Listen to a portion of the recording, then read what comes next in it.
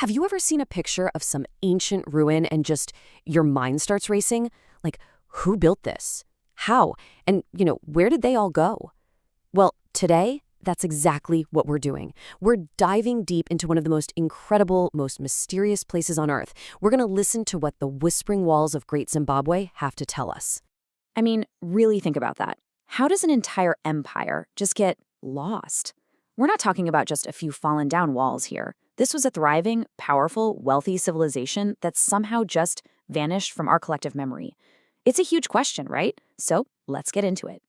Okay, so our story really starts right here, with these incredible structures, the whispering walls. For centuries, these things have been standing here, silent, holding on to their secrets. And it's only now, right now, that we're really starting to piece together the amazing story they have to tell. And let's be super clear about what we're looking at. This isn't just some random old settlement. This was the heart of a powerful, incredibly complex kingdom. We're talking about a true African superpower, a hegemony that ran this whole region for hundreds of years. And yet, it was almost completely forgotten. So, if we want to get our heads around this empire, we've got to start with the city itself. I mean, look at it. How in the world did they build something this huge, this permanent? Well, believe it or not, the answer is literally written in stone. Okay, the secret sauce here is something called dry stone masonry, and it is absolutely mind-blowing. This is not, I repeat, not just stacking a bunch of rocks on top of each other. No way. This is a legitimate art form.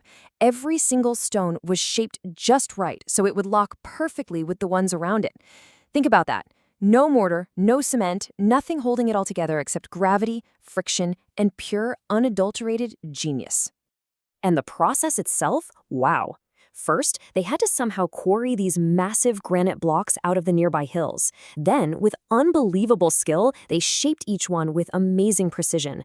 And finally, the really backbreaking part, interlocking them into these huge, curving walls so perfectly made they've stood strong for almost 1,000 years.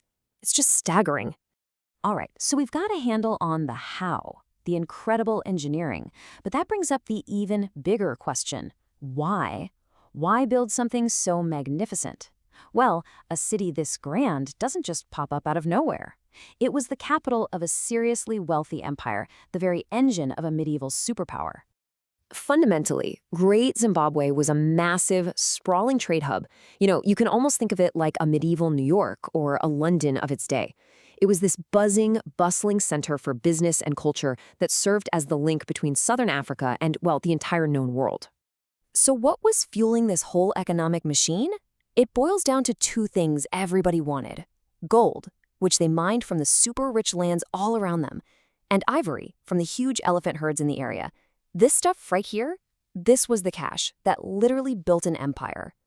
And they weren't just trading with their neighbors, oh no. The wealth from Great Zimbabwe streamed outwards, creating these incredible trade routes that went all the way across the Indian Ocean. And we know this because archaeologists have found stuff from as far away as China and Persia, right there in the middle of these ruins. It's proof of just how connected they were. But there's a whole other layer to this place. It's deeper. This city wasn't just about power and money. Its entire design, its very layout, had a profound spiritual purpose. This was a sacred landscape, built to reflect something much, much bigger. Yeah, get this. The city's layout is thought to have mirrored cosmic order. The people who built this weren't just incredible engineers, they were also astronomers, priests, you name it. It's believed that the way the walls and towers line up actually tracks the sun, the moon, the stars. It was like they were building their vision of the heavens right here on Earth. So for hundreds of years, all we could do was stand here and imagine. Imagine what this place was like when it was alive. But here's the amazing part. We don't have to just imagine anymore. We can actually see it. Let's check out how today's tech is literally breathing life back into this lost world. And this isn't some Hollywood special effect or a video game. This is real science. What they do is take decades worth of archaeological data, combine it with super precise laser scans of the buildings, and feed all of it into a powerful AI. The AI then synthesizes everything, adds digital textures, and basically reconstructs the city from the ground up, just as it was. So what happens when you pour all that data, all that science, all that history into one place? Well, you get to breathe life back into silent stone. You get to completely transform how we see the past. And here it is. Just look at this. On one side, you have the beautiful, silent ruins we know today. But on the other, you have the city, reanimated, a living, breathing, bustling metropolis. You can see the people, the markets, the ceremonies. It's like, for the very first time, we can actually walk the streets of this incredible, forgotten empire. So, the big takeaway here? This is so much more than just finding some old ruins. It's a full-on restoration. Thanks to technology, we're literally watching the rebirth of this amazing African civilization, and it's finally getting to take its rightful place on the stage of world history.